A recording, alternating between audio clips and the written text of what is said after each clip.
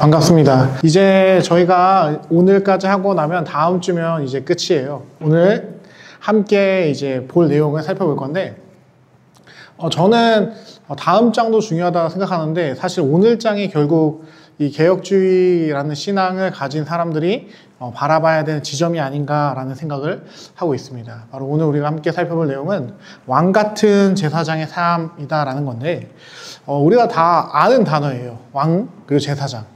근데 이제 특별히 이제 왕과 제사장은 예수님의 직분 중에 두 가지잖아요. 예수님이 이제 다윗의 자손으로서 우리의 왕이 되시고, 또한 멜기세덱의 반차를 따르시는 대제사장으로서 우리를 위해 속죄하셨다. 그런데 이제는 그 두 가지의 직분이 우리에게도 있다라는 이야기를 하며, 과연 이 삶이 무엇인지 이 책은 우리에게 가르쳐 주려고 합니다. 특별히 이제 전제를 깔자라고 한다면, 제사장은 예배를 드리는 사람이에요. 하나님 앞에서 제사를 올려드리는 사람이죠. 예수 믿는 사람이 왕과 같은 제사장이다라는 말은 모든 사람은 모든 순간 하나님 앞에 예배를 드릴 수 있어야 한다라는 이야기를 담고 있다라는 겁니다. 과연 이 말이 어떠한 말인지 한번 차근차근 설명해 보도록 하겠습니다. 우리의 선배들은 종교개혁자들을 말하는데요. 이 가르침, 바로 왕과 같은 제사장이라는 가르침 위에 서서 모든 직업은 선하며 귀하다라는 이야기를 했습니다. 특별히 이걸 칼빈은 직업 소명설이라고 이야기했어요. 즉, 소명이라는 단어를 우리는 보통 막 목사할 때나 쓰잖아요. 전도사나 이런 데 쓰는데, 칼빈은 뭐라 얘기했냐? 모든 직업은 하나님이 부르신 소명이다. 즉, 사역이다 라고 이야기했다라는 겁니다. 이 가르침은 여호와 하나님의 주권적인 부르심과 섭리에 따라 모든 그리스도인들의 직업은 삼위일체 하나님을 섬기고 그를 영화롭게 하는 것이 되어야 한다라는 이야기예요. 다른 말로 하면 직업에 귀천이 없고 모든 직업은 그 자체로 하나님께 영광 올릴 수 있다라는 핵심적인 코어가 있다라는 겁니다. 자, 그렇다면 과연 이 직업 소명이라는 가치관을 가지고 생각한다라고 한다면 이 세상에 영과 속이 나눠질 수 있을까요? 우리가 사실 지지난번에 살펴보긴 했습니다. 모든 것, 그리스도께서 만유의 주가 되신다라는 사실 자체가 이미 속된 것과 영적인 것, 거룩한 것과 나쁜 것에 대한 구별은 없다라는 거예요. 심지어 사도 바울도 하나님이 창조하신 모든 것은 선하다라고 디모데 전서에서 얘기하고 있는 것을 보았습니다. 모든 것은 선합니다. 즉, 그렇기 때문에 영과 속에 대한 구분이 모든 것에 없다라고 한다면 뭐에도 없다라는 거예요. 직업에서도 영적인 것과 속된 것은 나눠지지 않는다라는 겁니다. 그런데 오늘날 많은 그리스도인들이 아까도 말했지만 종교개혁자들의 가르침과는 아주 상반된 이 생각을 갖고 있는 것 같아요. 뭐냐? 일부 소명이 다른 소명보다 삼위 하나님 보시기에 더 품이 있다라고 생각한다라는 거예요.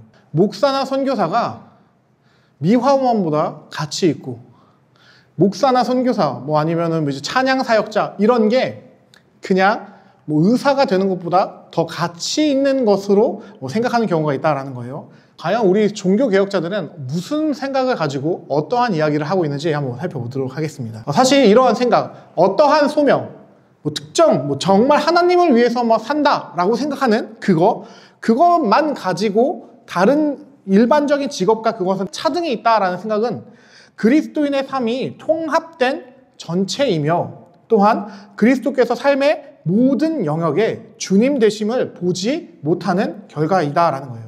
이 말은 무슨 말이냐? 우리 예수님께서 모든 삶의 영역에서 주인이다라고 한다면, 우리에겐 이 세상에서 어떠한 삶을 가지고 어떤 것은 거룩한 삶이고 어떤 것은 세상에 속한 삶이다라는 것을 나눌 수 있다, 없다? 없다라는 거예요. 왜? 예수님께서 심지어 우리 베드로에게 얘기하잖아요. 내가 정하다한 것을 내가 뭔데 속되다 하느냐. 그 광주리에 내려온 그 음식들을 보고 끝까지 베드로가 안 먹잖아요.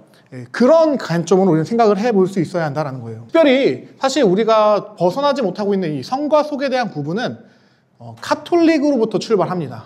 로마 카톨릭으로부터. 지금은 얘네들도 교리가 바뀌었더라고요. 지금은 바뀌었는데, 제가 말하는 건 중세 카톨릭인데, 중세 카톨릭은 사제직, 즉 성직이라고 말해지는 것은 사람이 추구할 수 있는 가장 높은 부르심이다라고 여겼어요. 그래서 신자와 평신도의 계급을 나누며 성직자, 즉 어떤 사제 계급은 영적인 계급이고 일반적으로 뭐 왕, 귀족 등등등 이 모든 것들은 세속적인 계급이다라는 프레임을 가지고 있었습니다. 그런데 이게 개신교에서 있으면 된다, 안 된다? 안 된다라는 말씀을 저는 드리고 있는 겁니다. 그런데 문제는 뭐냐? 이러한 성직자와 평신도를 나누는 개념이 개신교 안에서도 여전히 있다라는 거예요. 아까 말씀드린 것처럼 뭐 전임 사역자, 풀타임 사역자, 일명 목사죠. 목사를 하는 사람들만 거룩한 직업이다라는 생각이 있다라는 겁니다. 그리고 일반 성도들은 사역이 아닌 직업을 가지고 있다라고 생각한다라는 거예요. 자, 이렇게 얘기하면 모든 사람이 제사장이다라는 말이 될까요, 안 될까요?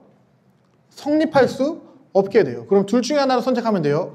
내가 갖고 있는 생각을 따라가든 그걸 따라감으로써 성경에서 베드로 전서에 나오는 왕 같은 제사장을 찢어버리든 아니면 왕과 같은 제사장이다라는 말이 참이다라고 한다면 이 의미가 무엇인지를 고민해보든 둘 중에 하나를 우리는 해야 한다라는 겁니다. 그러나 제가 분명하게 말씀드릴 수 있는 건 무엇이냐?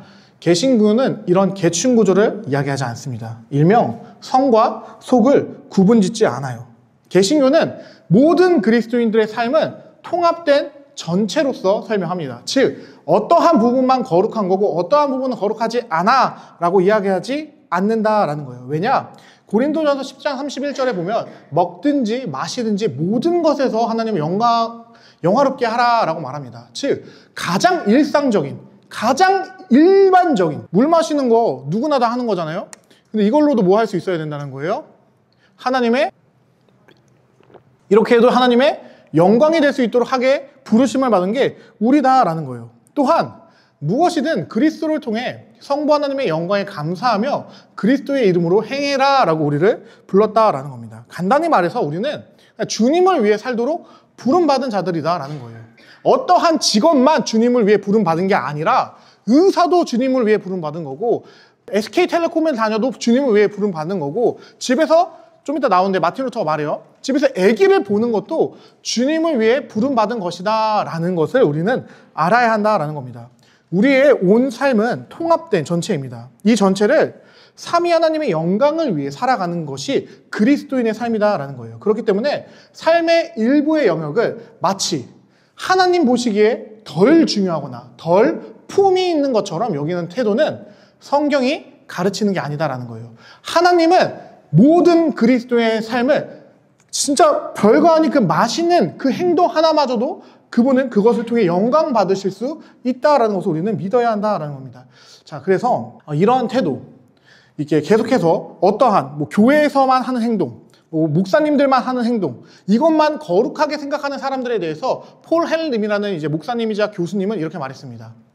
마치 거기서 그리스도인의 책임이 끝나는 것처럼, 예배가 끝나면 말하는 거예요. 예배가 끝나면 마치 거기서 그리스도인의 책임이 끝나는 것처럼, 다시 말해 교회 밖의 인도와 도로에서는 기독교의 복음이 아무것도 할 수 없는 것처럼 교회 문을 나서는 게 오늘날의 성도들이다라는 거예요. 왜냐? 하나님이 바라보는 건 교회 안에만 있다라고 생각하기 때문에 그 교회 밖을 나서는 순간의 삶은 완전 여기서부터는 상관이 없는 삶이야 라는 생각을 하게 된다라는 겁니다. 그는 그래서 더 이제 계속해서 이런 말을 남겼어요. 오늘날 소명 혹은 사명이라는 단어의 사용을 보면 돌봄이나 사회복지와 같은 특별한 직업, 즉 목회나 이런 것들, 뭔가 정말 하나님이 뭔가 사랑하실 것 같은 그런 어떤 헌신이 있는 특별한 직업에 한정되고 있다. 그러나 성경적인 관점은 다르다. 합법적인 직업은 무엇이든 소명이 될 수 있고 또한 그것을 넘어서 개인의 온 삶이 곧 하나님의 부르심이다. 이는 하나님의 섭리적인 다스림의 결과다. 이러한 생각은 종교개혁에서 중요한 것이었지만 이제 오늘날의 교회에서는 많이 잊혀진 것 같다라고 이야기를 했다라는 겁니다. 우리 개신교는 만인 제사장이라는 이 말을 잊어버렸습니다. 아니, 아예 모르는 경우도 너무나도 많다라는 거예요. 그렇기 때문에 더더욱 우린 삼위 하나님의 소명으로부터, 즉 직업에 대해, 즉 신자로서 우리의 제사장 직분에 대해 종교개혁자들과 그 계승자들이 무엇이라 말했는지 정신 차리고 주의 깊게 들어야 하는 필요성이 있다라는 거예요.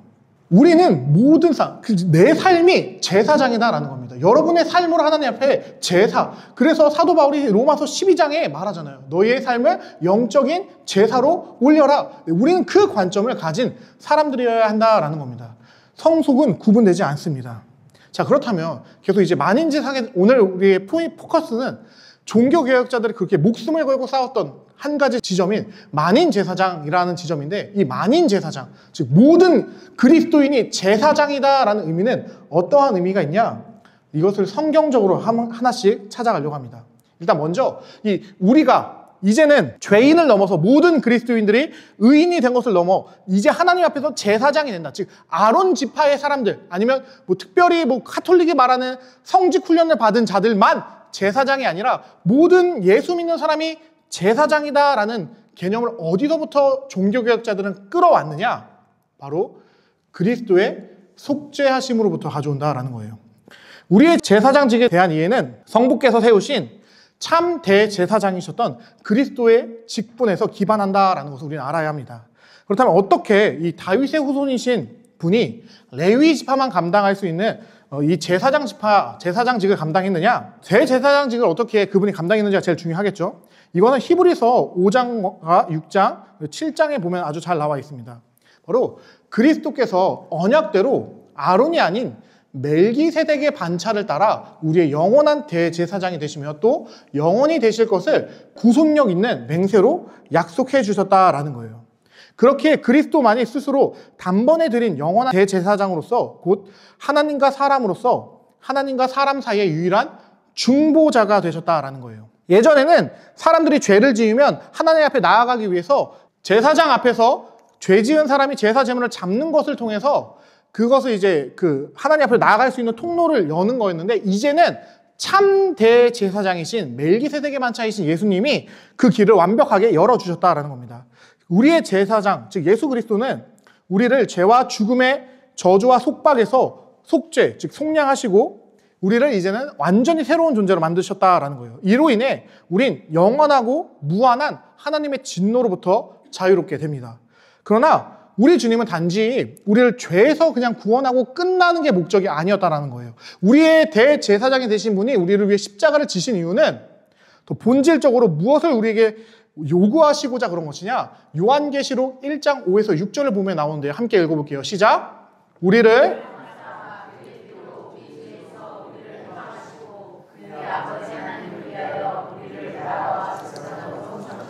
네, 예수님께서 우리를 위해 십자가에서 죽으신 첫 번째 이유는 우리를 속죄하기 위한 게 맞는데, 최종적 목적은 무엇이냐? 모든 그리스도인으로 하여금 예수 피 힘입어 제사장으로 살아가게 하기 위해서 우리를 위해 죽으셨다라는 겁니다. 이제는 그리스도께서 하셨던 것처럼 우리가 그리스도의 증인으로서 매 순간 예배, 즉 하나님 앞에 진정한 예배를 올려드릴 수 있는 사람이 되어야 한다라는 거예요. 그래서 이 지점에 칼빈은 이렇게 표현했습니다. 그분은 우리를 친구로서 제사장 직분을 주셨다라고 이야기한다라는 거예요. 그리스도께서 우리를 친구로 부르셨다라는 것은 우리를 이제 그분이 감당하셨던 그 제사장 직분으로 부르시는 지점에 있다라는 겁니다. 그래서 이제는 세 번째로 그 제사장으로 부르심이 무엇인지에 대해서 살펴보려고 합니다. 자, 그리스도께서는 정확하게 어떻게 우리를 이 위대한 제사장 직분의 동반자, 즉 친구로서 불러주시는 거냐?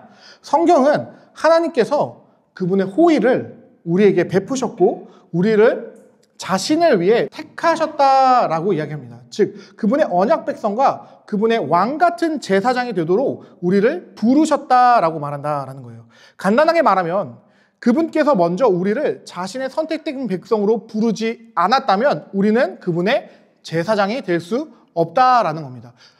무슨 말인지 이해가 되시나요? 우리가 제사장이 된 근본적인 이유는 하나님께서 나를 제사장으로 세우셨다라는 겁니다. 그래서 베드로가 첫 번째로 보낸 서신에 보게 되면 이런 얘기가 나옵니다. 이게 바로 나오면 안 되는데, 옛 언약의 특징들이 새 언약인 우리들에게 적용하며 우리 또한 이제 이런 존재가 됐다라고 말하는 건데, 이 말씀이 구약에 어디 나오냐? 출애굽기 19장 5절과 신명기 12장 2절 21절에 나오는데 함께 한번 이 말씀 읽어보도록 하겠습니다. 시작! 그러나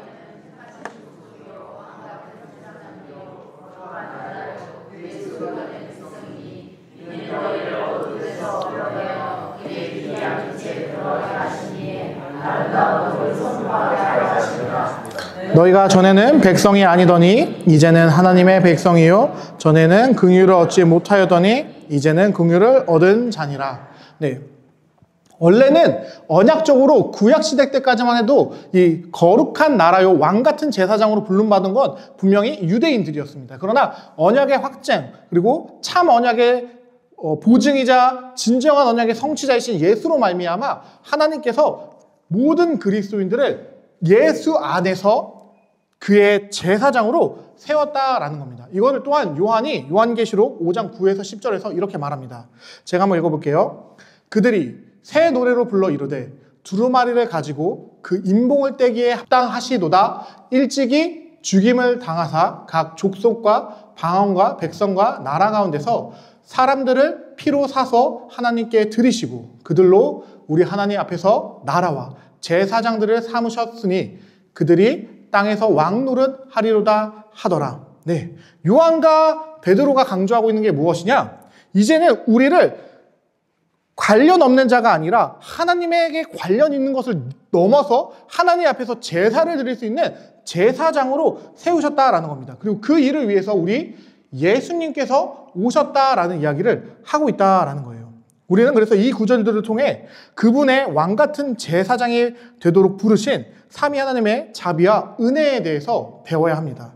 첫 번째로 삼위 하나님께서는 우리를 그리스도의 피로 속죄하심으로써 모든 족속과 방언과 백성이 회심하도록 또는 베드로의 표현처럼 어두운 데서 그의 기이한 빛에 들어가도록 자비롭게 부르신다라는 것을 깨달아야 되고, 두 번째로 우리는 그분의 택하신 백성과 그분의 왕 같은 제사장이 되도록 그분과의 언약 안으로 부르심을 받았다라는 것을 깨달아야 하며, 세 번째로 우리는 그분의 왕 같은 제사장으로서 날마다 그분의 영광을 위해 그분의 아름다운 덕, 즉 제사장의 이제 일을 하는 거죠. 와 그분께서 땅을 통치하심, 즉 왕의 일을 선포함으로써 그분을 섬겨야 하는 당위성이 있다라는 것을 깨닫게 된다라는 겁니다. 네. 하나님께서 우리를 구원하신 이유는 만약에 정말 우리가 그냥 천국 가는 것, 그 하나님 나라의 백성 되는 게 목적이었다라고 한다면 그럼 바로 예수 믿는 순간 죽으면 돼요. 예수 믿는 순간 바로 죽어서 천국 가는 게 제일 좋은 거잖아요. 그게 목적이었으면. 근데 우리가 그러지 않아요. 왜냐? 하나님께서는 우리를 통해 그가 받으시길 원하시는 제사가 있다라는 겁니다. 그래서 우리를 이 땅 가운데서 왕 같은 제사장, 이제 좀 이따 나올 표현이긴 한데 먼저 말씀드리면, 오늘날 하나님의 선교적인 교회로서 하나님의 증인이자 하나님의 제자로서 그 일들을 선포하기 위해 하나님의 일하심을 드러내게 하시기 위해 이 땅에 두신다라는 겁니다. 그리고 우리가 제사장이다라는 것을 깨닫게 되면 우리가 무엇을 알아야 되냐? 여러분, 이 세상 모든 사람이 다 목사면은 세상 돌아갈까요? 안 돌아갈 거예요. 네, 생산성이 제로로 떨어지고, 누군가는 아이패드 같은 것도 만들어줘야 되고요. 그러니까 엔지니어도 있어야 되고, 소프트웨어 개발자도 있어야 되고, 의사가 있어야지 아플 때 병원도 가서 치료도 받을 수 있고, 다양한 일자리가 있어야지 이 사회가 돌아가는 거잖아요. 즉, 이제 그 지점을 살펴보려고 합니다. 우리가 제사장이라는 건 우리를 다 목사로 불렀다라는 뜻이 아니에요. 다 선교사로 불렀다라는 뜻이 아닙니다. 우리를 각자의 직업과 그 직업을 소명으로 하나님께서 주셨다라는 것을 우리는 깨달아야 한다라는 겁니다. 우리는 그분의 왕 같은 제사장으로서 매일 하나님을 섬기고 영광을 돌려야 합니다. 그렇게 만인 제사장은 뭐 낡아 빠진 신학적 구호가 아니에요. 그런 식으로 그냥 뭐 하나님이 우리 그냥 만인 우리 제사장으로 불렀대 라고 끝날 정도의 말이 아니라, 이 말은 개혁주의 신학의 초석으로서 우리의 소명, 즉 우리가 왜 이 세상에 존재하는지를 깨닫게 하는, 즉 우리의 삶에 매일의 삶을 살아가는 방식을 변화시킬 수 있는 키포인트가 되어야 한다는 거예요. 마스터키가 되어야 한다는 겁니다. 그래서 만인 제사장을 바르게 이해한다면 가정과 교회와 일터와 국가에 삼위 하나님께서 주신 권위, 즉 왜 내가 여기에 존재해야 되는지, 거기서 내가 무엇을 해야 하는지를 올바르게 이해할 수 있게 됩니다. 만인 제사장은 우리의 삶과 직업은 삼위 하나님께서 주신 소명이기에 이걸 깨트리라고 하는 거예요. 영적인 것과 속한 것은 존재하지 않는다. 그런 것은 처음부터 존재하지 않았다라는 것을 보여준다는 겁니다. 우리의 삶 가운데 우리가 하는 성경적인 직업, 즉 중요한 건 성경이 가르치지 않는 이상한 직업들도 있어요. 세상에 이제 인간이 악하기 때문에 그 악함 가운데서 만들어진 직업들이 있는데 그런 것이 아니라 충분히 성경적으로 이해될 수 있는 그런 직업들은 다 제사장의 일이다라는 겁니다. 자, 루터의 말을 보도록 하겠습니다. 잘 보이실지 모르겠지만 제가 한번 읽어드릴게요. 제사장, 주교 혹은 교황들처럼 영적이라 불리는 사람들은 이제 다른 그리스도인들과 다르지 않다. 똑같다라는 거예요. 그들이 더욱 우월한 것도 아니다. 그들은 다만 하나님의 말씀과 성례들을 집행할 사역과 직분을 맡았으며 그로 인해 일시적인 권위를 받았을 뿐이다. 그들의 손에 들린 칼과 막대기는 사악한 자를 징벌하고 선한 자를 보호하기 위함이다. 이제 중요한 포인트인데 저마다 자신의 사역과 직분을 가지는 구두수성공과 금속세공사와 소장농들 모두 봉헌된 제사장들, 주교들과 다르지 않다. 더 나아가 모든 사람들은 반드시 자신의 일과 직분으로 다른 사람들을 섬기고 유익하게 해야 한다. 몸의 모든 지체들이 서로를 섬기는 것과 같이, 이제 고린도전서 12장 말씀이죠. 많은 종류의 일들은 공동체의 몸과 영의 안녕을 위해 행해져야 한다라고 말했어요.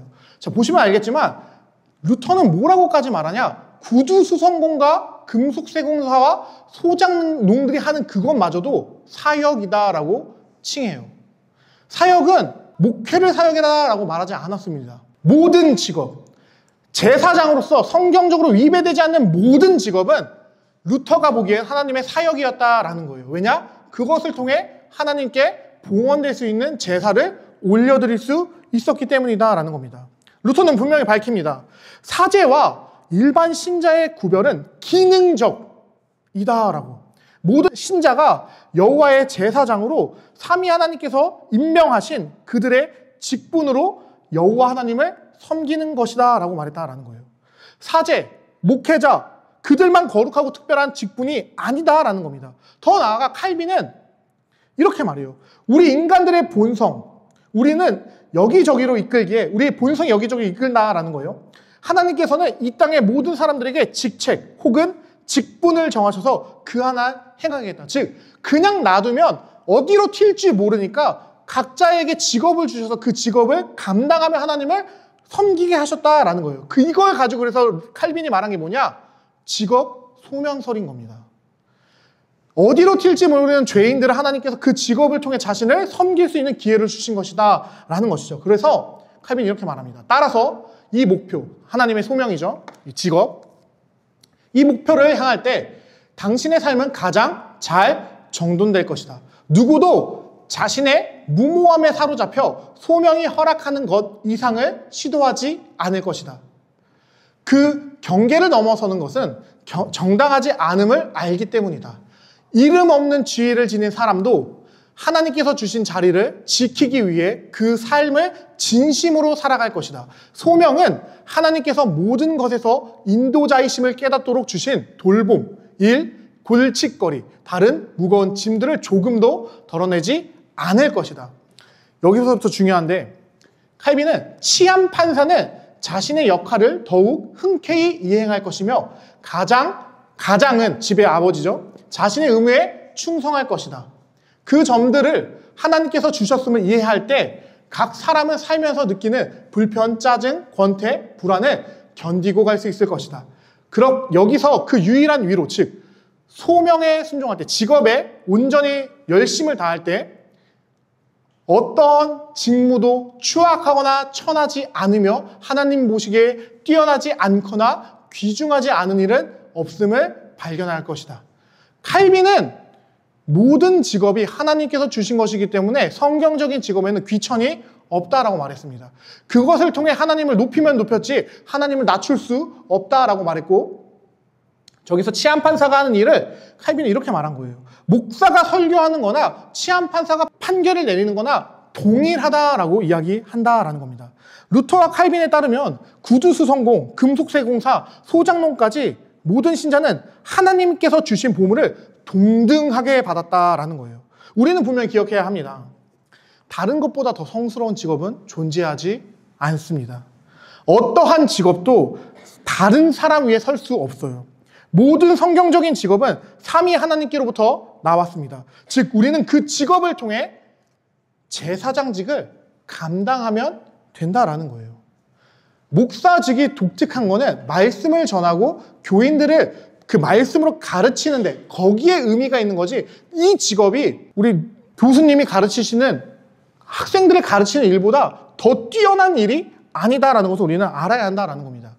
그래서 이제부터는 중요한 포인트인데, 이런 만인 제사장을 가르쳐도 많은 사람들이 이제 핑계를 대는 경우가 있다라는 거예요. 이제 그 경건한 핑계에 대해서 살펴보려고 합니다.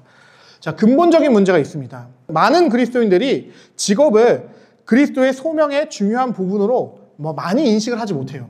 심지어 소명이란 단어마저 목회자나 선교사, 교회에 관련된 직업에만 사용해야 된다라고 생각을 하죠. 근데 소명이란 단어는 원래 부르심이다라는 단어입니다. 콜링이라는 단어에 쓰는 이제 번역어예요. 즉 무슨 말이냐? 소명은 하나님께서 불신자였던 이를 그리스도인으로 부르실 때 사용하는 단어다라는 겁니다. 즉 부름받은 모든 그리스도인들은 각자의 직업으로 부르심을 받았다라는 겁니다. 모든 그리스도인들은 자신들의 직업이 삼위 하나님을 위한 제사장직이다라는 이해가 있어야 한다라는 거예요. 그래야 여러분을 보내신 그 자리에서 그리스도를 위해 살아감으로 제사장의 사역을 잘 감당할 수 있다라는 것이죠.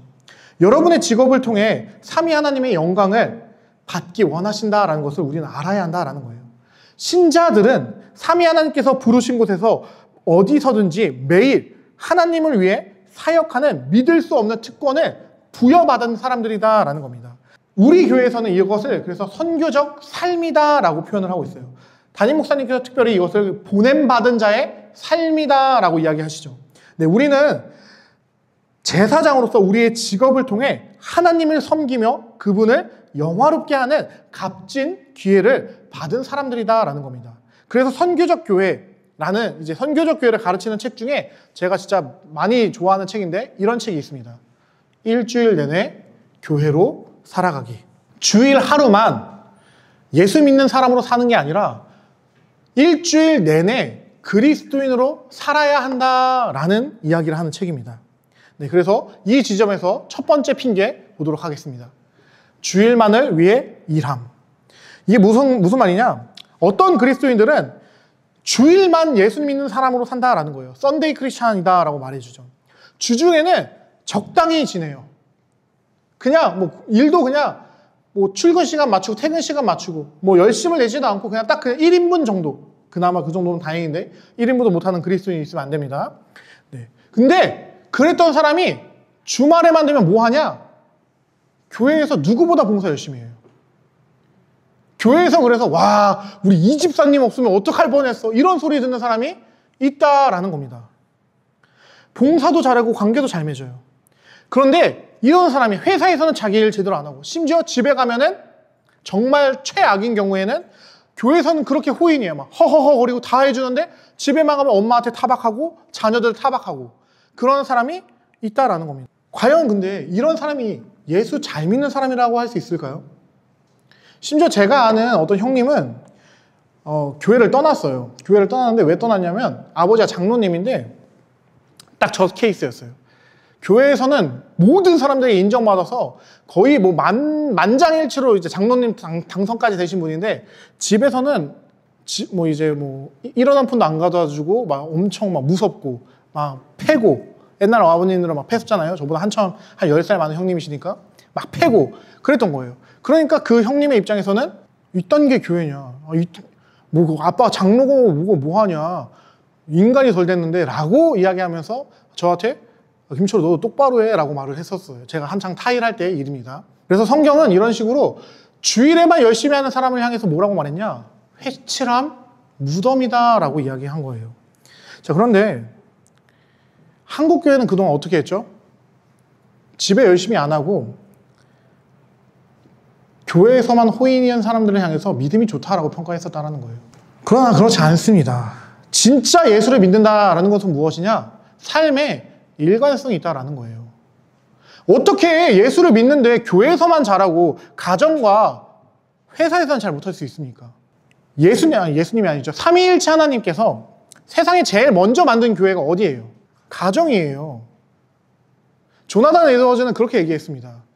가정으로부터 교회가 시작됐다. 그런데 그 가정에서 인정받지 못하며, 그래서 장로를 세울 때 원래 뭐부터 얘기해요? 자녀들에게 칭찬받으면요, 아내에게 잘하고 주변 사람들에게 인정받는 사람을 장로로 세우라고 하잖아요. 그게 무슨 말이에요? 그 정말 그냥 외부적으로 누가 보기에 좋은 사람 세우라 이게 아니라 신앙의 일관성을 가진 사람이 신앙의 모범을 보여줄 수 있는 사람이 되어야 한다라는 이야기를 한다라는 겁니다. 교회에서 하는 모습이 회사와 가정에서도 동일해야지만 진짜 예수 믿는 사람이다라는 겁니다.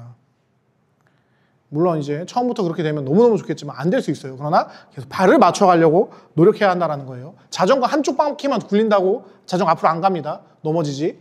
양쪽 바퀴를 굴려야지 가는 것처럼 우리는 노력해야 한다는 겁니다. 그래서 아까 말씀드렸던 그 형님처럼 최근 30, 40대의 그 목회 데이터 연구소를 보게 되면 교회를 떠난 사람들의 그 퍼센테이지 중에서 좀 많은 한 2, 3위 정도를 차지하는 게 뭐냐?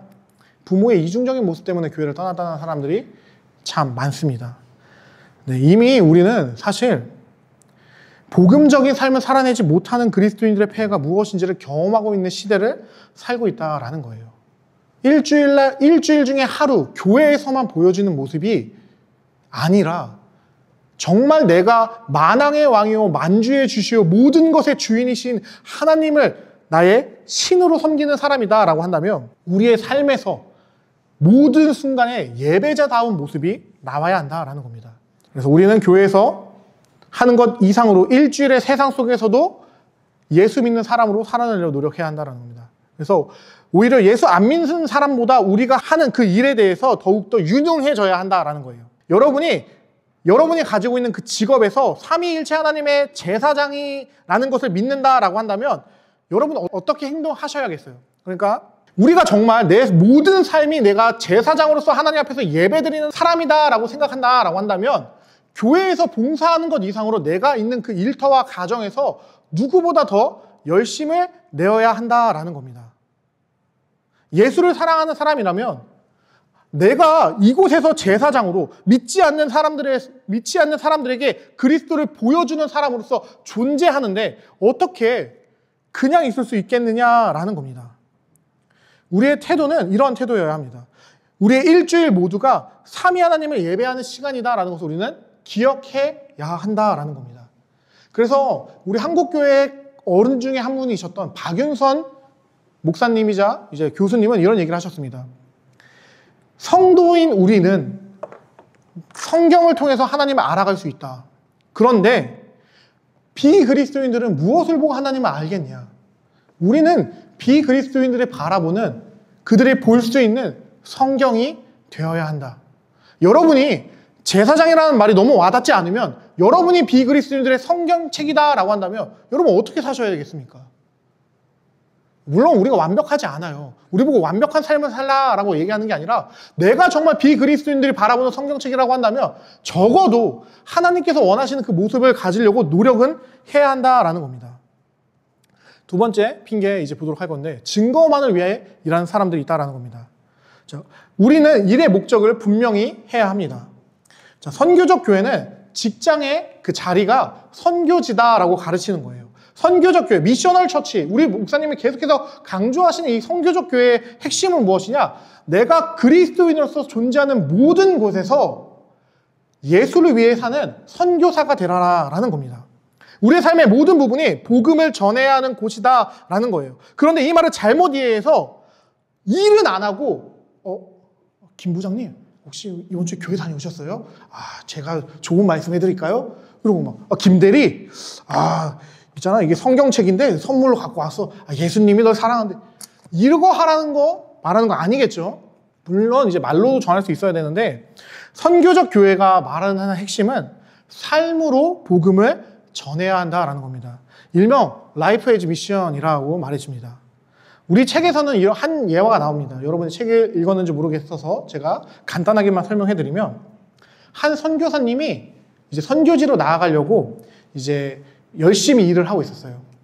근데 그분이 이제 선교지를 가기 위해서 저녁에는 그 선교지 언어를 공부하고 오전에는 선교지를 가기 위해서 구두 수선공으로 일을 했다라고 합니다. 정말 멋있는 분이죠. 자, 그런데 이분이 내가 근데 구두 수선공인데 그래도 선교사로 나가기 위해서 준비하고 있는데 여기 오는 사람들에게 복음을 전해야겠다라고 하면서 구두를 맡기러 온 사람들에게 계속 복음을 전했대요. 자, 그랬더니 어떠한 일이 발생됐냐? 손님이 뚝 떨어졌대요. 사장님이 어때요? 당황스럽죠? 사장님이 말했대요. A씨가 하는 그 행동이 너무나도 다른 사람에 불쾌감을 준다. 이제 좀 그만하고 이제 그 일에 좀 집중해 줬으면 좋겠다 라고 말했는데 이때 이 선교사님이 뭐라고 했냐? 나는 하나님을 위해 사는 사람입니다. 그렇기 때문에 저는 복음 전하는 것을 멈출 수 없습니다. 나에게 이 구두 수선 일은 돈을 벌기 위한 그 정도의 일밖에 되지 않습니다 라고 말을 했다라는 거예요. 어떤 분들은 이걸 들으면 할렐루야, 우리 선교사님 너무 멋지네 라고 하겠지만 저는 너무 경악했습니다. 그리스도인이라면서요. 사장님에게 피해는 끼치면 안 될 거 아니에요. 사장님에게 금전적 손해를 끼치면서까지 거기서 그렇게 하는 게 과연 하나님께서 기뻐하시는 일인가? 책에서도 그 부분을 지적합니다. 그 선교사님이 한 생각은 뭐냐? 성과 속을 구분한 거예요. 내가 말로 전하는 거는 그리스도의 일이고 내가 열심히 구두를 닦고 구두를 수선해주고 사장에게 이윤적인 것을 미치는 것은 하나님의 일이 아니다라고 생각했다라는 겁니다. 근데 이건 만인제사장의 사고와 맞지 않습니다. 진정한 하나님 나라를 확장하는 것은 사람들의 불쾌감을 증폭하는 것이 아니라 일을 하는 동안 하나님의 영광을 위해 최선을 다해 구두를 수선하는 것이다 라는 거예요. 우리가 가진 기술을 갈고 닦을 필요가 있습니다. 기억하시기 바랍니다. 주님은 결코 자신의 제사장에게 고용주의 시간을 훔치라 라고 가르치지 않아요. 출애굽기 20장 15절과 로마서 3장 8절을 보게 되면 하나님께서는 이 세상 가운데서 열심을 살아낼 것을 원하지 그들에게 남의 거 뺏어 먹으면서 그냥 거기서 하나님 믿는 거룩한 척하면 살라라고 가르치지 않는다라는 겁니다. 우리가 최선을 다해야 하는 것은 주님이 영광이 된다라는 것을 믿어야 합니다. 오히려 일에 전념하지 않는 것을 하나님을 무시하는 태도다라는 거예요. 우리가 있어야 할 자리에 없는 자가 아니라 있는 곳에서 되어야 할 사람이 되어야 한다라는 거예요. 구두를 수선하는 자리에서는 그 직장에서는 구두 수선공이 필요한 거지 복음을 전할 사람이 필요한 게 아니었다라는 거예요. 만약에 정말 생각해 봅시다. 그 구두 수선공 사장님이 그것 때문에 기독교 싫어하게 되면 예수님이 뭐라고 하셨어요? 어린아이가 너 하나 때문에 실족하면 너는 연자맷돌을 메고 바다에 빠져 죽는 게 나아 라고 얘기하신 게 예수님의 가르침입니다. 우리는 있어야 할 자리에 없는 자가 아니라 있는 곳에서 되어야 할 사람이 되어야 한다는 거 기억하셨으면 좋겠습니다. 즉 보내신 곳에서 삶으로 예배하면 된다라는 거예요. 내 삶이 우리는 그렇게 생각 안 해요. 내가 열심히 사는 게 하나님께 영광이 될까? 근데 성경은 말합니다. 우리가 있는 그 자리에서 최선을 다하는 그것이 하나님 받으시기에 합당한 예배다라고 말해요. 루터가 말합니다. 우리가 보기에 세속적인 일이 실제로 하나님을 찬양하고 그분을 기쁘시게 할 수 있는 순종을 나타낸다라고 말이에요. 그래서 루터가 뭐라 말했느냐? 계속해서 소명에 대한 이 생각에는 전혀 제한이 없다. 어디에 있든 무엇을 하든 당신은 구체적으로 하나님을 기쁘시게 할 수 있으며 그분의 이름을 영화롭게 하고 일로 내가 하는 그 잡으로 그분을 증거할 수 있다라고 이야기한다라는 거예요. 내가 굳이 예수님이 당신을 위해 십자가에 못 박혔습니다 라고 말하지 않아도 내가 최선을 다하는 그 삶을 통해서 누군가는 예수를 볼 수 있다라는 겁니다. 우리는 삶으로 그리스도를 증거할 수 있는 사람들이 되기를 축복합니다. 그리고 이제 또 다음으로 이제 너무 멋진 핑계가 또 무엇이냐? 다른 부르심을 기다린다라는 거예요. 무슨 말이냐? 지금 내가 있는 이 자리는 하나님이 보내신 자리가 아니다라는 거예요. 그래서 이 자리는 대충대충 할 건데 내가 진짜 주님께서 그 보내실 그 자리에 가면 난 열심히 할 거야 라고 말하는 사람들이 있다라는 겁니다. 그러나 그렇게 생각하면 당연히 일을 안 하게 되죠. 내가 있는 이 자리가 주님께서 보내신 곳이 아니다 라고 생각하면 누가 열심히 하겠습니까?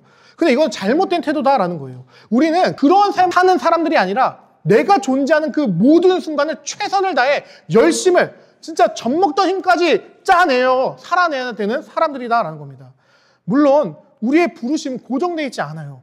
하나님께서 계속 우리를 다른 곳으로 불러갈 수 있습니다. 다른 일들을 계속 시키실 거예요. 바울이 고린도전서에서 분명히 가르치는 내용이기도 합니다. 그런데 주님께서 바꾸시고자 하면 바꾸신다라고 해서 내가 지금 있는 이 자리에서 대충 할 수 있는 이유가 되지 않는다라는 겁니다. 우리는 현재의 자리에서 삼위 하나님을 예배하는 하나님을 위한 제사장, 난 이 자리에서 내가 그분의 비신자들을 위한 성경책이다라는 생각을 가지고 부르신 자리에서 최선을 다하는 삶을 살아야 한다라는 겁니다.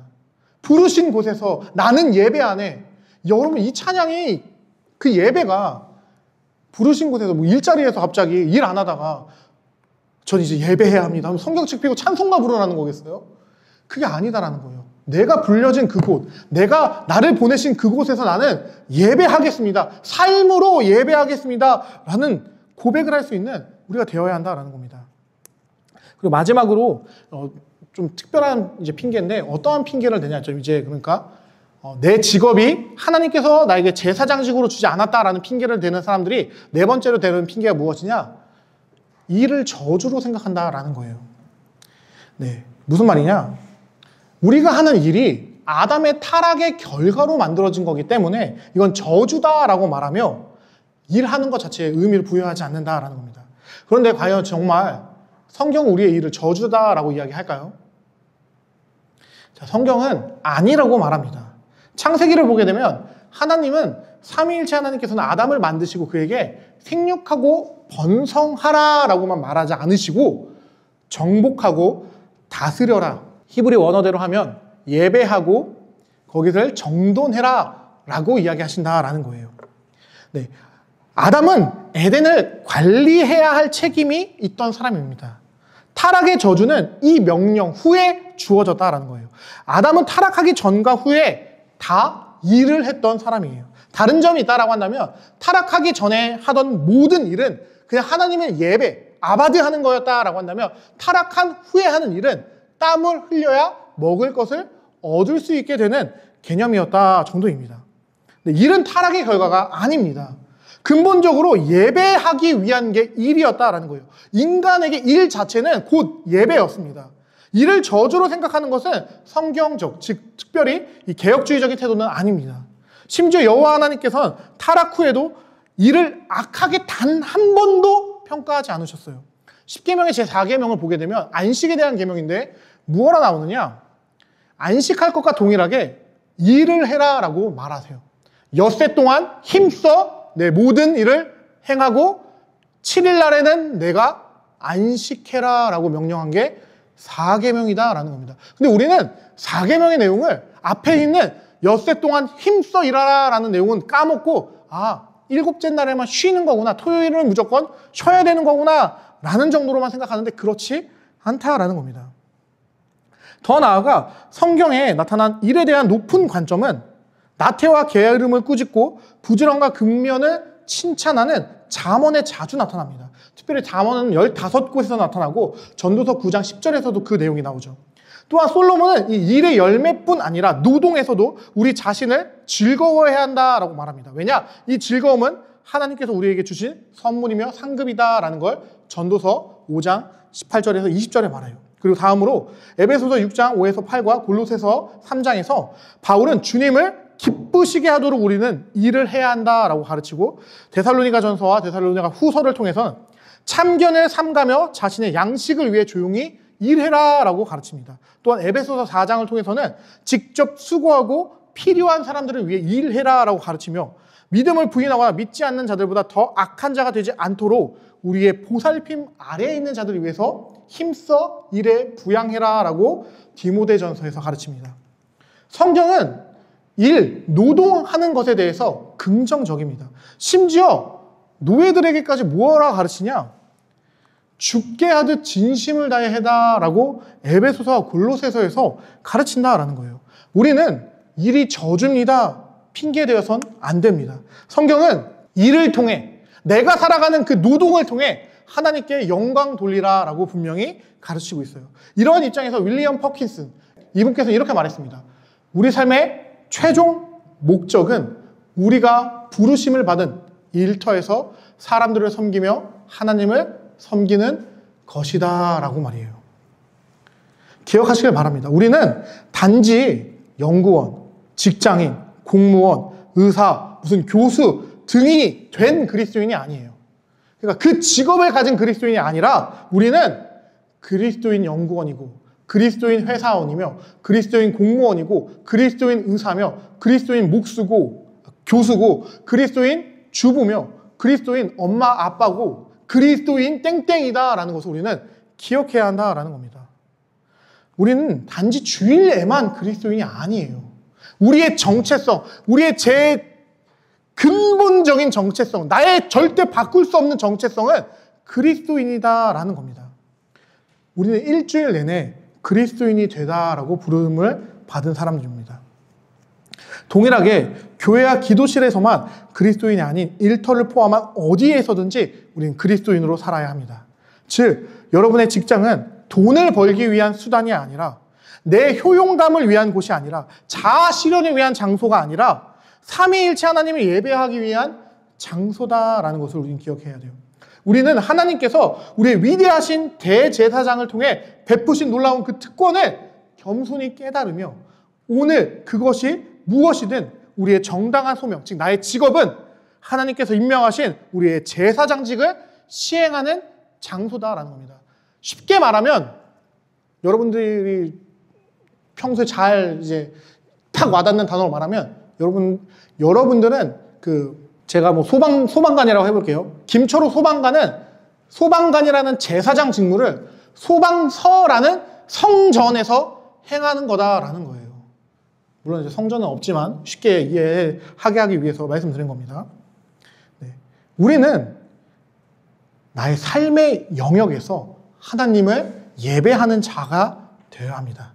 그래서 우리 그리스도인들의 대위, 우리가 바라봐야 하는 그 목표 지점은 무엇이냐? 바로 그리스도 예수와 삼위일체 하나님을 매 순간 예배하는 삶을 살아야 한다는 겁니다. 여러분 반드시 기억해 주시기 바랍니다. 우리는 삼위 하나님께 영광을 돌리기 위해서 24시간 내내 종교적인 일을 할 필요가 없어요. 여러분 그러면은 일 때려치고 와서 여기서 24시간 기도하실 거예요? 그럼 누가 먹여줘요? 옛날에는 뭐 하나님이 먹여주신다라고 말한 분들이 있는데 그러지 않아도 된다라는 겁니다. 뭐 24시간 기도하고 옛날에 뭐 다윗의 장막을 회복하자라고 하면서 교회에서 막 24시간 동안 찬양이 계속 나와야 한다 뭐 이런 운동도 있었는데 굳이 그럴 필요가 없다라는 거예요. 그저 삶 가운데 그분의 부르심을 이행하여 그분의 제사장으로서 역할을 하며 그것이 그리스도인의 대의를 추구하는 것이다라는 것을 우리는 기억해야 돼요. 간단히 말하면 그리스도인 변호사라고 해서 종교의 자유에 관련된 사건만 맡을 필요가 없다라는 거예요. 그리스도인 화가이기 때문에 기독교 관련된 그림만 기를 필요도 없습니다. 그리스도인 가수라고 해서 찬양만 부를 필요가 없어요. 우린 사역이라는 단어와 일의 서열을 나누려고 하는 생각을 버려야 합니다. 마이클 호튼이라는 웨스트민스터 신학교, 제가 만약에 간다라고 하면 총신 다닐 때까지는 내가 만약 유학을 간다고 하면 꼭 가고 싶었던 미국에 있는 필라델피아에 있는 학교인데 거기에 교수님이 이렇게 말합니다. 오늘날의 바흐, 핸델, 밀턴, 렘브란트, 뒤러, 크라나, 허버트 다는 어디 있는가?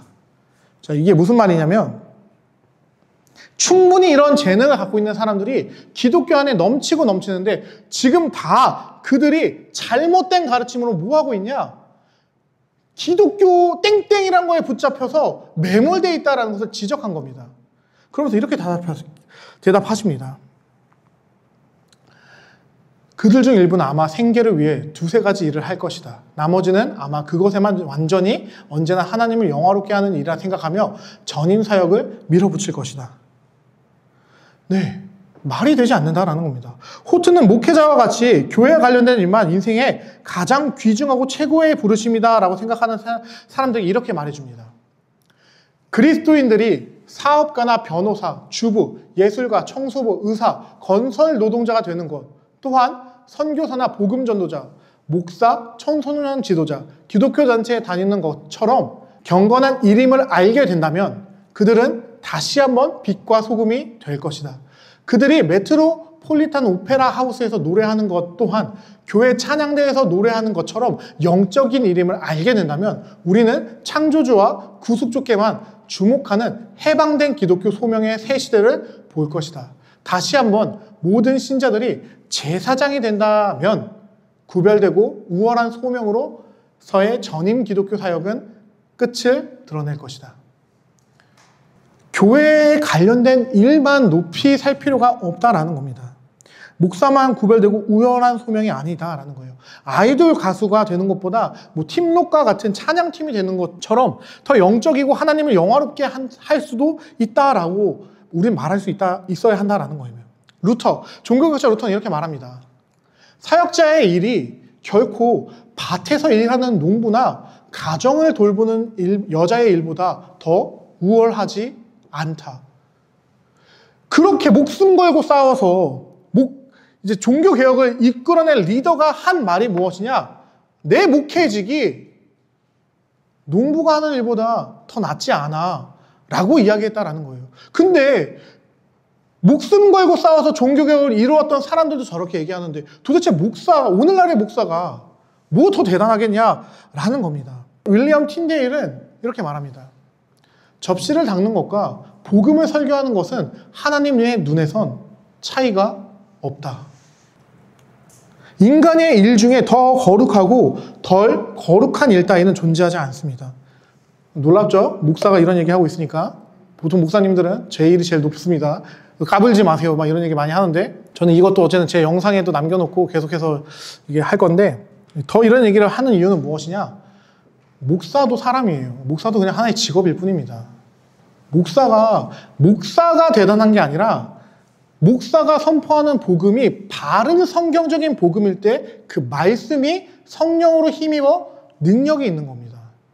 목사도 솔직히 말해서 베드로도 예수님의 수제자라는 베드로도 예수님 뒤통수 3번이나 쳤는데 목사가 뭐 대단하겠어요. 제가 사실 이거 공부하면서 더 무슨 생각 많이 들었냐면 한간에 그런 얘기가 있어요.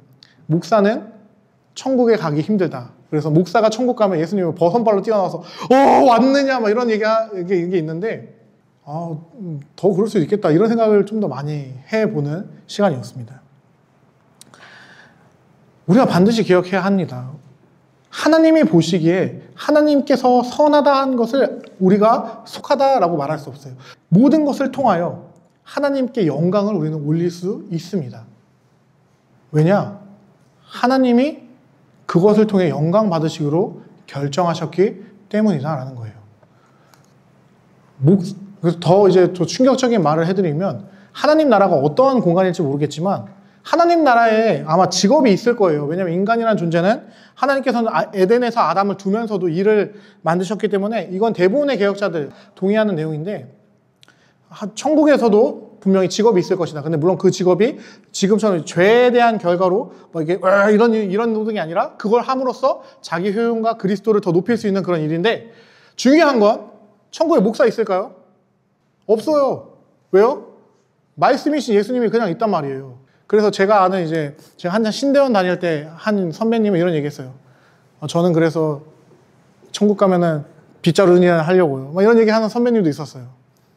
문직이나 하려고요. 막 이런 얘기 하는 분들도 있었는데 우리가 하는 그 일이 가치 있다라는 겁니다. 저희 아내랑 제가 결혼하면서도 했었던 생각이었는데 저는 저희 아내와 결혼함으로써 이제 하나님 나라를 이루고 싶었어요. 왜냐면 어쨌든 우리가 다 하나님 나라를 위해 살아가는 거니까. 그리고 또 이제 이러한 개념을 배웠을 때 제일 제 마음을 두드렸던 건 무엇이냐? 자녀를 기르는 게 정말 귀한 일이구나라는 걸 많이 깨달았었습니다. 왜냐? 한 명의 그리스도인을 세운다라는 건 하나님 나라의 지경을 넓히는 거예요. 저희 아내가 그래서 가끔 무슨 워딩이었는지 정확하게 기억 안 나는데 혜율이를 신앙적으로 양육하고 키워내는 게 하나님이 보시기에는 그 어떠한 일보다 가장 기뻐하시는 일이구나라는 걸 자기가 순간적으로 깨달은 적이 있었다라고 했어요. 물론 우리 아내도 매일같이 그걸 깨닫는 사람은 아니에요. 엎치락치치락하고 저도 엎치락치치락 하는데 중요한 건 무엇이냐? 집에서 우리는 아무것도 아닌 거라 생각하잖아요. 저희 아내도 혜율이 밥 해주는데 혜율이 밥 해주는 게 뭔 의미가 있겠어요? 그렇죠? 의미 없잖아요. 그냥 애기 밥 해주는 건데 그게 아니다라는 거예요. 그 아이에게 영양분을 골고루 주는 그 밥을 만드는 그 일이 김철호 목사가 여기서 이 성경적인 어떠한 가르침을 전달하는 것만큼이나 하나님께는 가치 있는 거다라는 거예요. 그게 오늘 이 선교적 삶의 핵심적인 포인트입니다. 그래서 먹든지 마시든지 무엇을 하든지 우리는 나의 삶의 모든 영역을 통해 하나님께 영광을 올릴 수 있어야 한다라는 거예요. 자, 그렇다면 이제 이 책에서는 다음 챕터가 이거예요. 은사와 이제 소명을 발견하라는 건데, 사실 여기서 이걸 진행할 필요는 없어요. 왠지 아시죠?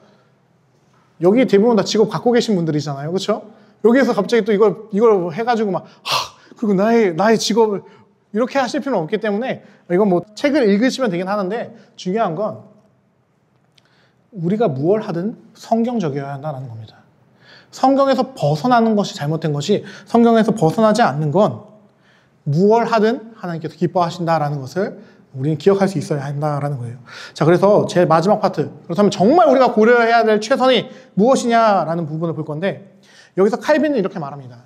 모든 소명은 그분 앞에서 귀중한 것으로 여겨지며 빛난다라는 것을 알고 그분 앞에서 책임감 있게 겸손히 우리의 삶을 살아야 한다. 네, 그분은, 우리의 아버지 되시는 분은 우리가 손가락 하나하나 이렇게 움직이고 아버지를 위해서 발버둥치는 그 삶을 통해 영광 받으신다라는 거예요. 내가 거기서 모든 사람들에게 막 귀감이 되고 막 회사에서 와, 김철호 씨 없으면 우리 회사 어떻게 돌아, 이런 얘기를 받아야지만 영광을 받으시는 게 아니라, 아무도 인정하지 않을지라도 그 안에서 아둥바둥하면서 그리스도인으로 살아내려고 하는 그 삶의 태도라고 해야 되나요? 그거를 통해서 우리 하나님께서는 영광을 받으신다라는 것을 이야기하고 있습니다. 만인 제사장 교리를 바르게 이해하면, 그래서 소명 때문에 신자들 사이에 서열, 오만, 열등감은 자리할 수 없습니다. 와, 집사님 직업이 기장님이세요? 우리 집사님 삼성전자 다니세요? 임원이세요? 이럴 필요가 없다라는 거예요. 왜? 나를 그 자리에 있게 하시니가 여호와시고 그 자리에서 나를 통해서 영광 받으시는 이가 만왕의 왕이시기 때문에 그냥 그것 자체로 우리는 만족할 수 있어야 한다는 겁니다. 어떠한 신자도 자신의 직업이나 사역 때문에 여호와 앞에서 더 높은 특권을 갖지 않습니다. 바울이 말하듯 우리 모두 그리스도인들은 예수 안에서 하나다라는 거예요. 아까 잠깐 제일 처음에 만났었던 이 헬름이라는 목사님은 이런 얘기합니다. 모든 정당한 소명은 삼위일체 하나님께서 주신 것이며 그 목적이 그분을 섬기는 데 있기에 동등한 가치와 위엄을 가진다. 내가 존재하는 그곳에서 하는 그 작은 신음, 내가 예수로 살고자 했는데 살지 못해서 흘리는 그 눈물, 나를 괴롭히는 사람 때문에 괴로워하는 그 순간에 주님을 향해서 내 시선을 돌리는 그 태도 하나하나를 가지고 하나님께서는 영광 받으신다라는 거예요. 루터도 이렇게 말해요. 우리는 모두 영적 신분의 참 제사장이지만 모두가 같은 일을 하진 않는다라는 거예요. 왜? 우리가 다양한 일을 할 수 있습니다. 그런데 그 일이 높고 낮음이 있지 않기 때문에 우리는 한 가지를 기억해야 한다라는 거예요. 같진 않지만 우리의 영적인 직분이 뭐예요? 영적인 신분이 뭐예요? 제사장이다라는 겁니다. 내가 환경 미화원으로서 쓰레기를 줍고 있지만 나는 하나님이 보시기에 뭐 하는 거예요? 제사장으로서의 임무를 감당하고 있는 거고, 어떤 사람이 화장실 변기 이렇게 고쳐주는 사람이라고 할지라도 하나님이 보시기에 그가 그리스도인으로서 그 일을 하고 있으면 그것 자체가 하나님께서는 제사장의 일로서 받아주신다라는 겁니다. 그렇기 때문에 우리는 직업을 선택할 때 보수의 많고 적음, 품위가 있고 적고 높음, 이런 것을 기준으로 하는 것이 아니라 진짜 우리가 고려해야 되는 것은 무엇이냐? 특별한 누군가, 나를 그 자리에 있는 제사장으로 만들어주신 예수 그리스도를 생각하며 직업을 고를 수 있어야 한다는 겁니다. 그리스도와 분리되면 우리는 참된 자기 자신이 될 수 없습니다. 아무것도 할 수 없어요. 내가 무슨 일을 하든 제사장일 수 있는 이유는 예수께서 나를 제사장으로 세워주셨기 때문입니다. 특별한 누군가가 된다는 거예요. 예수 덕분에 내가 하는 그 직장에서 내가 하는 그 일이 하나님의 시선에서 특별한 제사장의 일이 된다는 겁니다. 제가 집에 들어가면 저도 이제 음식물 쓰레기 버리고 그런단 말이에요. 아빠로서. 제가 음식물 쓰레기 버리는 그 일을 직업은 아니지만 그 일, 어찌 보면은, 어떻게 음식물 쓰게 뭐 이렇게 할 수 있는지만, 하나님이 보시기에는 그 일 하나가 하나님이 기뻐하시는 일이 된다라는 겁니다. 그리스도 예수 덕분에. 그분 안에서 은혜로 특별한 자가 되어 그분이 맡기신 소명을 능히 감당해야 합니다. 만인 제사장은 자기 내면의 만족이 아니라 일터와 삶의 현장에서 빛을 비추어 다른 이들도 특별한 자녀가 되어 하늘에 계신 아버지께 영광 돌리게 하는 방향을 지향하고 있습니다. 우리가 특별한 누군가가 되는 것은 자리를 받고 얻은 특권이 아니라 우리 대신, 내 대신 그 죄인의 자리에 서신 대제사장 예수 그리스도의 은혜와 자비와 그것 덕분에 내가 왕같은 제사장으로 부름받았다라는 것을 우리는 기억해야 한다는 겁니다. 강의를 이제 마치겠습니다. 오늘 우리가 함께 살펴본 내용은 왕같은 제사장이라는 파트입니다. 이건 단순한 구호가 아닙니다. 이 고백의 뿌리는 우리가 아니라 우리를 위해 피 흘리시고 단번에 자신을 내어주신 우리의 대제사장이신 예수 그리스도께 있습니다. 그분께서 우리를 죄와 죽음에서 해방하시고 언약 안의 백성으로서 부르시며 삼위일체 하나님을 섬기는 나라와 제사장으로 세우셨습니다. 그렇기에 모든 정당한 직업은 삼위일체 하나님께서 주신 소명입니다. 목회자와 선교사만이 아니라 가정에서 주부이든 아버지든 아들이든 회사에서이든 학교에서이든 연구실에서이든 공공기관에서이든 각자의 자리에 맡겨진 일을 성실히 감당해내는 것이 곧 제사장으로서 하나님께 드리는 예배다라는 거예요. 사도 바울이 로마서 11장까지 그렇게 교리를 다 얘기하고 나서 교리를 마치자마자 제일 먼저 얘기하는 12장 1, 2절이 너희의 몸을 영적인 산 제물로 드려라 라고 얘기하는 그 이유는 여기 있는 겁니다. 우리는 주일에만 건물 교회 안에서만 제사장으로 살지 않습니다. 우리는 일주일 내내 삶의 모든 영역에서 제사장으로 부름받았습니다. 우리는 라이프 에이지 미션, 일명 선교적인 삶을 살아내는 사람들입니다.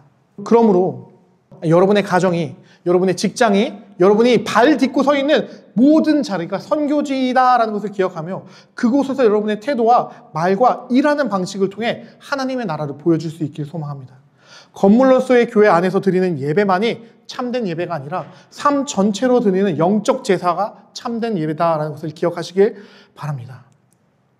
일주일 내내 교회를 살아가며 우리가 입은 그 옷, 곧 그리스도로 옷 입은 우리의 삶이 하나님의 나라를 드러내기를 간절히 소망합니다. 이게 간단히 말하면 내가 살아내고자 하는 발버둥 하나하나가 그걸 통해 하나님께 영광 받으신다라는 거예요. 여러분의 존재가 우리가 그동안 배워왔던 거 한번 아직 시간 조금 있기 때문에 좀 되짚어보면 하나님께서 여러분을 의인으로 만드셨죠. 여러분이 이제 다시는 죄인이 될 수 없어요. 의인으로 만드신 이유는 그 의인으로서의 삶을 살아내기 위한 것입니다. 그리고 그것을 통해서 하나님께서 받고자 하시는 것은 무엇이냐? 하나님의 영광이다라는 거예요. 근데 영광을 어떻게 드러낼 수 있냐? 우리는 많이 착각해요. 내가 무언가 이루어내야 하죠. 내가 무언가를 해내야 하나님 영광 받으신다라고 착각하는데 오늘 여기서 말하는 건 뭐냐? 이미 나의 삶으로 그분은 예수 그리스도로 통하여 영광 받고 계시다라는 겁니다. 내가 무언가를 더 해서 영광을 받는 게 아니라 내가 그리스도인으로서 나의 정체성이 예수 믿는 사람이다라는 것을 기억해내면서 설거지를 할 때 아까 윌리엄 틴데일이 그러잖아요.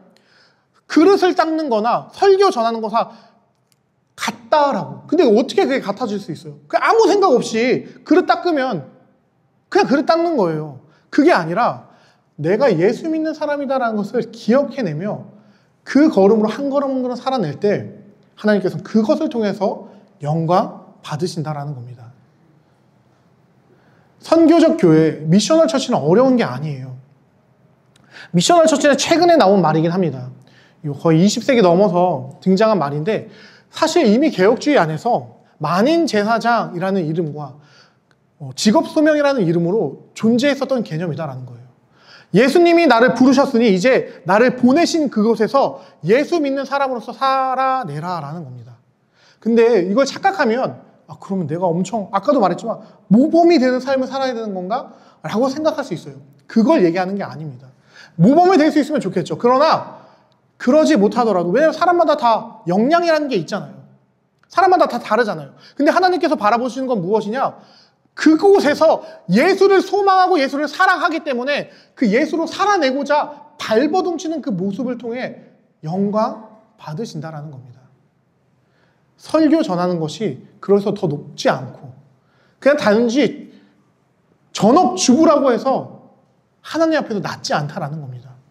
하나님 앞에서는 그 전업주부가 예수 믿는 사람이다라는 것을 기억해내며 그리스도인으로서 살아낼 때 아무것도 모르고 그냥 월급 루팡처럼 설교문 막 베껴오고 막 챗GPT한테 막 설교문 시켜서 만들어내고 설교하는 목회자보다 훨씬 더 귀한 삶이다라는 이야기를 드린 거예요. 우리의 삶의 중심이 누가 있느냐가 중요하다는 겁니다. 라이프 에즈 미션, 즉 여러분의 삶이 곧 선교가 되게 만들어 가야 합니다. 교수님은 교수님의 교수실과 아이들을 가르치는 그 강의실에서 그곳에서 누구보다도 예수 믿는 사람으로서 살아내시고 교사로 살아가시는 선생님들은 행정실인가요? 그 선생님들 모여있는 그 공간과 아이들을 가르치는 그 클래스에서 예수 믿는 사람으로 살아내고 회사를 다니는 만약에 직장인이라고 한다면 그 누구보다도 그냥 어떻게 하면 더 좋은 데로 이직할까 이런 생각을 하고 살아가는 게 아니라 지금 주어진 이 자리에선 최선을 다하며 예수 믿는 사람으로서 어떻게 하면은 좋은 결과 그것도 당연히 중요하겠지만 그것보다 예수 믿는 사람으로서 내가 어떻게 해야지 예수 그리스도의 어떠함을 더 드러낼 수 있을까라는 고민하며 우리가 살자라는 겁니다. 어렵지 않아요. 여러분 다 하실 수 있습니다. 그리고 우리 주님께서는 우리를 그렇게 살라라고 부르셨다라는 거예요. 그리고 여러분 혼자 그거 절대 못하는 거 아세요. 그래서 누굴 보내주신 거예요? 성령 하나님을 보내주신 겁니다. 성령을 우리 안에 내주하시며 말할 수 없는 탄식으로 기도하시고 이끌어 주시며 이 레이스가 끝날 때까지 우리 손 놓지 않고 함께 걸어가신다라는 겁니다. 우리는 매일 넘어질 거예요. 어떻게 24시간 내내 내가 예수 믿는 사람이라는 걸 생각하며 살겠어요. 그렇죠? 그래서 제가 청소년과 아이들에게 얘기했던 게 있습니다. 식사 기도가 그래서 중요하다라는 거예요. 왜냐? 그때 뭐 할 수 있어요? 어쨌든 예수 믿는 사람이 식사 기도 할 거 아니에요? 맘마 땡큐 그것보다 더 중요한 게 뭐냐면 내가 오전을 어떻게 살았는지 돌아보며 내가 오전에는 정말 이 세상 사람과 전혀 다르지 않았구나. 그게 느껴지면 기도하는 거죠. 주님, 오후의 삶에서는 내가 그래도 예수 믿는 사람으로서 좀 이제 그리스도인 다움을 드러낼 수 있도록 인도하여 주시옵소서. 그리고 그 삶을 살아내려고 노력해보고 한 걸음 한 걸음 하다 보면 언젠간 나가 변해있고 내 주변이 변해있는 걸 누릴 수 있을 겁니다.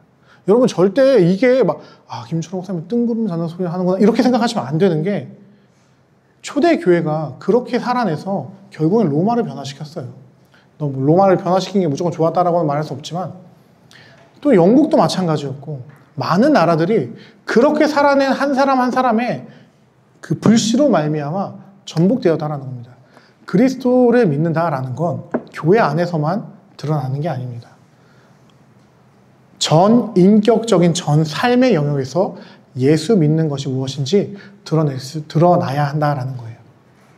어렵게 생각하지 않기를 축복합니다. 저는 이걸 정말 중요하게 생각하기 때문에 만약에 이해가 잘 안 되셨으면 꼭 책을 꼭 읽어보시고 책을 읽어도 좀 이해가 안 된다 싶으면 제가 또 올려드리는 자료들 또 들어보시고 또 그렇게 해서 이 파트만큼은 이 19장만큼은 좀 잘 이해해 주셨으면 좋겠어요. 저는 사실 이제 근데 그만큼 우리 예수를 믿는다라는 거에 있어서 어쨌든 우리가 예수 다 닮고자 이 세상을 살아가는 거기 때문에 이 파트 너무나도 중요한 것 같습니다. 그리고 다음 주에 이제 전체적으로 그렇다면 하나님의 영광을 어떻게 올려드려야 하는지에 대해서 함께 살펴보는 것으로 이 전체 책을 마치도록 하겠습니다. 다음 주에 또 이제 웃는 얼굴로 만날 수 있기를 간절히 소망합니다.